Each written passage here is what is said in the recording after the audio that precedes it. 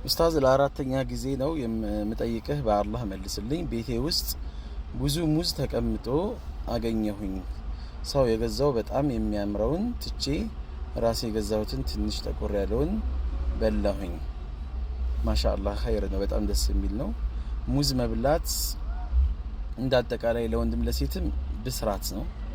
ወደፊት የሚጠበቅ በጉጉት የሚጠበቅ የሆነ ነገር አላህ ሊያሳካና ያን ነገር እውን ሊያደርገው እንደሆነ ማሳያ ነው። በልጅ ማጣት ብዙ ጊዜ የቆዘመች ያዘነች የነበረች እናት ልታረግዝ መሆኑን ማመላከቻ ነው። ትዳርን በጉጉት የምትጠብቅ የነበረች ልጃገረድ የትዳር ጥያቄ እንደሚመጣላትና ወይም ጋብቻ እንደምትፈጽም ልታገባ የማግቢያው ጊዜ እንደደረሰ ማመላከቻ ነው። አላሁ አለም። ዱዓ አድርጉበት።